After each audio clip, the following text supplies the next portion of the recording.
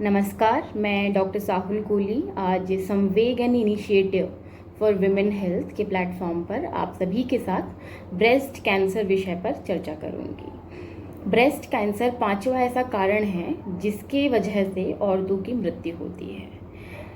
इसका दर चाहे वो विकसित देश हो या फिर अभी वो विकसित हो रहा है, दोनों में ही औरतों की मौत का पांचवा कारण है।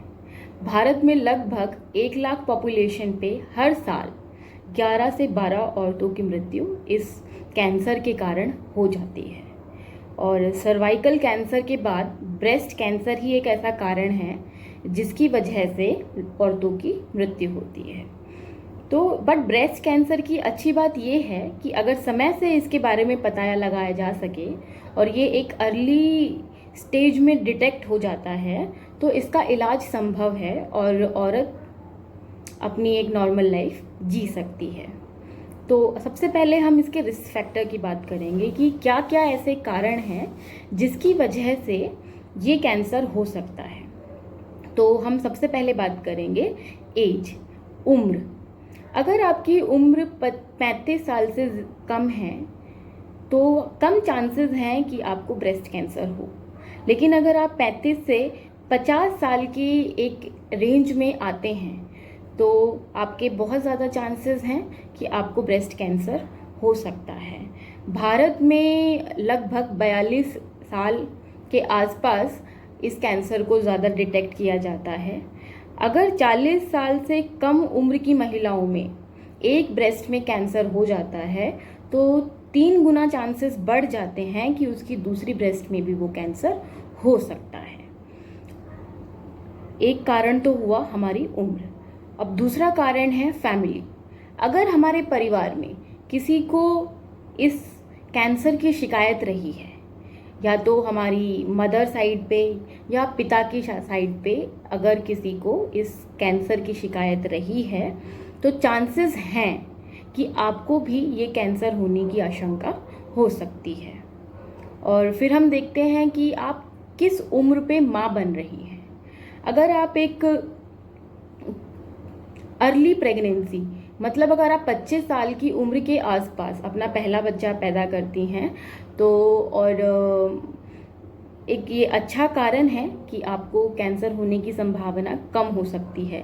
लेकिन यदि आप 30 से ज़्यादा उम्र के बाद शादी करती हैं और बच्चे करती हैं तो थोड़ा सा आशंका ज़्यादा हो जाती है कि आपको हो सकता है कि ब्रेस्ट कैंसर हो जाए। फिर उसके बाद आपका मासिक धर्म किस उम्र में शुरू हुआ और किस उम्र में ख़त्म हुआ, ये भी एक कारण है जिसकी वजह से आपको ब्रेस्ट कैंसर होने के चांसेस हो सकते हैं। अगर आपका महीना आना एक छोटी उम्र से स्टार्ट हुआ है और वो लंबी उम्र के बाद यानी 50 के आसपास आपका महीना आना बंद हुआ है तो जितने दिनों तक ज़्यादा आपका महीना आता रहेगा तो ज़्यादा चांसेस हैं कि आपको ब्रेस्ट कैंसर होने की आशंका हो सकती है। डाइट का ऐसा रोल देखा गया है कि अगर आपका वज़न ज़्यादा है या फिर आप ज़्यादा फैट कंटेंट वाली डाइट खाते हैं तो आपको ब्रेस्ट कैंसर होने की आशंका ज़्यादा हो सकती है। ज़्यादातर पाया गया है कि जो औरतें high economic socio economic status से बिलोंग करती है उनमें ब्रेस्ट कैंसर ज़्यादा पाया गया है। अगर आपका किसी तरीके का रेडिएशन रहा है, उससे एक्सपोजर रहा है तो हो सकता है कि आपको कैंसर हो जाए। या फिर पहले कभी यंग एज में जब आप 40 साल से उम्र से कम थी, आपने कोई प्रायर बायोप्सी करवाई हो जिसमें कोई गांठ आई हो तो चांसेस हैं कि आपको कैंसर हो सकता है। जनरली एक हॉर्मोन्स का कुछ हमारी बॉडी में एक सिक्रेशंस होते हैं जिनको हम प्रोजेस्टेरॉन और ईस्ट्रोजन के नाम से जानते हैं। अगर उनका एक्सपोजर बॉडी में ज़्यादा होता है, उनकी मात्रा ज़्यादा होती है तो बहुत हाई चांसेस हैं कि आपको ब्रेस्ट कैंसर होने की आशंका हो सकती है। अब जो हमारे ओरल कॉन्ट्रासेप्टिव डिवाइस हैं, देखा गया है कि अगर आप 25 साल की उम्र से पहले उनका इस्तेमाल करती हैं या फिर अपनी पहली प्रेगनेंसी से पहले उसका इस्तेमाल करती हैं, तो हो सकता है कि आपको आगे जाके ब्रेस्ट कैंसर की शिकायत हो सके। तो ये सब कुछ कारण थे जिनके होने से आपको ब्रेस्ट कैंसर होने की आशंका हो सकती है। तो अब इसके बाद हम इनसे बचाव कैसे करें, है ना। तो पहले है कि हम स्टार्टिंग से ही, शुरुआत से ही देखें कि हम अपना वज़न कंट्रोल करके रखें, है ना। हम रेगुलर निरंतर एक्सरसाइज करें और जो भी कारण हैं हम उन्हें अपनी जीवन शैली से हटाने की कोशिश करें। जैसे कि एक सही उम्र पे बच्चों का होना और साफ सफाई रखना और अपना ध्यान रखना, निरंतर लगातार हर महीने अपनी छाती की जांच करना, है ना। ये सब छोटी छोटी चीज़ें होती है जिनसे इनका बचाव किया जा सकता है। तो इसमें क्या होता है कि बचाव के लिए एक औरतें खुद से खुद का ध्यान रख सकती हैं। तो सबसे पहला स्टेप होता है कि हम खुद से अपना एग्जामिनेशन करें। इसको हम बोलते हैं ब्रेस्ट सेल्फ एग्जामिनेशन, ठीक है। और अगर आपको वो मैं आपको एक बताऊंगी प्रॉपर तरीके से कि कैसे एक औरत खुद से अपना एग्जामिनेशन कर सकती है कि उसको कोई ऐसा लक्षण दिखाई तो नहीं दे रहा है जो ब्रेस्ट कैंसर हो सकता है। यदि वो आपको कारण दिखाई दे तो आप अपने डॉक्टर को कंसल्ट करें, कंफर्म कराएं और उसका समय पर इलाज लें। तो अभी मैं आपको सिखाती हूँ कि ब्रेस्ट सेल्फ एग्जामिनेशन अर्थात अपनी ब्रेस्ट का खुद से एग्जामिनेशन कैसे करें ताकि आप पता लगा सकें कि आपको ब्रेस्ट कैंसर है या नहीं है। Take out a few moments to conduct breast self examination. हर 22 भारतीय महिलाओं में से एक को ब्रेस्ट कैंसर होने के चांसेस हैं।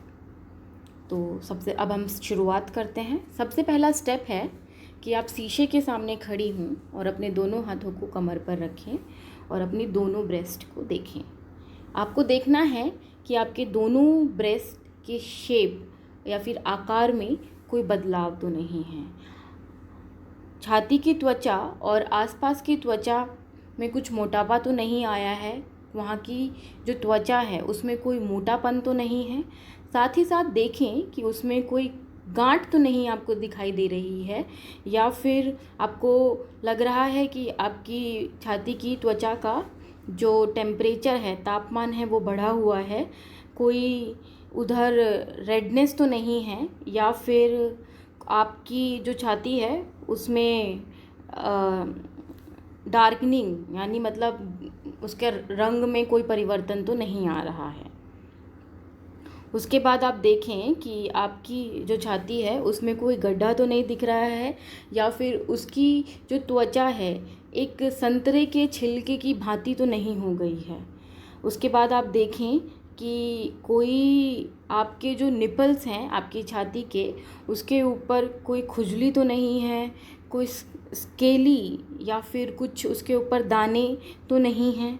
उसके बाद आप देखें कि आपकी छाती के किसी हिस्से में कोई दर्द तो नहीं है या फिर आप अपने निपल्स को छू रही हैं उस वक्त तो आपको किसी दर्द की शिकायत नहीं है। दूसरा स्टेप आपको क्या करना है कि अब आपको अपने हाथों को ऊपर की ओर लेके जाना है और देखना है जो पहले स्टेप में आपने सारी चीज़ें देखी हैं उनको। तो आप देखिए कि क्या कोई आपकी आकार में बदलाव है, क्या आपको कोई आपकी जो ब्रेस्ट की त्वचा है उसमें कोई परिवर्तन नज़र आ रहा है, कोई रेडनेस है, निपल्स में पे कोई दर्द हो रहा है, ये सब आपको देखना है। फिर आपका स्टेप 3 है कि आपके जो निपल्स हैं उनसे कोई डिस्चार्ज तो नहीं आ रहा है। वो सफ़ेद पानी जैसा हो सकता है, वो खून का डिस्चार्ज हो सकता है या फिर उसमें पस का डिस्चार्ज हो सकता है। आपको ये देखना है कि जो आपके निपल्स हैं वो अंदर की तरफ रिट्रैक्टेड, अंदर की तरफ धंसे हुए तो नहीं हैं। फिर आपका चौथा स्टेप है कि आप आराम से एक बिस्तर पर लेट जाएं और अपनी दोनों जो आपकी ब्रेस्ट हैं उनको एक दिशा में, या तो बाईं से दाएं ओर या फिर दाएं से बाएं ओर, एक सर्कुलर पैटर्न में उसको पैल्पेट करें कि आपको आपकी छाती में कोई गांठ तो महसूस नहीं हो रही है। और आप गोलाई में दोनों ब्रेस्ट का एग्ज़ामिनेशन करें, या तो दाएं से बाएं ओर जाएं या बाएं से दाएं ओर जाएं और एग्ज़ामिन करें, उसे पैल्पेट करें। यदि अगर आपको कोई गांठ फील होती है तो आप उसे तुरंत जाकर डॉक्टर को दिखाएं। पांचवा स्टेप होता है कि जिस तरीके से आपने लेटकर अपनी ब्रेस्ट को पैल्पेट करके देखा है, वही सारी चीज़ें आपको खड़े होकर पैल्पेट करनी है।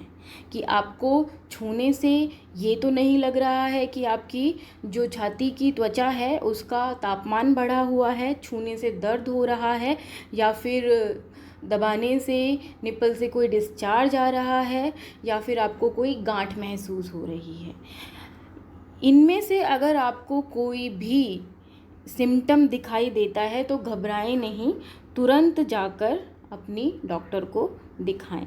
या तो आपकी छाती में कोई गांठ है, आपकी छाती की जो त्वचा है उसका रंग बदला हुआ है, वो लाल हो रही है, या फिर आपको लग रहा है कि आपके छाती का आकार छोटा बड़ा हो रहा है, तो आप जाकर डॉक्टर को दिखाएं और घबराएं नहीं। हर महीने इस एग्ज़ामिनेशन को करना है। यदि आपको महीने आते हैं तो जब आपके महीने ख़त्म हो जाएं, उस तारीख के बाद आपको ये एग्ज़ामिनेशन करना ही करना है। या फिर आपको महीने आने बंद हो गए हैं तो आप हर महीने की एक तारीख को फिक्स कर लें कि आप इस दिन ये एग्ज़ामिनेशन करेंगी, तो हर महीना ये एग्ज़ामिनेशन करती रहें और हर साल एक बार डॉक्टर को जाकर अपने आप को अवश्य दिखाएं। मैं आशा करती हूँ कि आपकी इससे कोई मदद हुई होगी और आपकी कोई संभव सहायता हुई होगी। तो कृपया अपना एग्ज़ामिनेशन करें। यदि आपको इनमें से कोई भी लक्षण दिखाई देता है तो आप अपने डॉक्टर को अवश्य दिखाएं। जागरूक होगी नारी तभी तो स्वस्थ होगी नारी। बहुत बहुत धन्यवाद।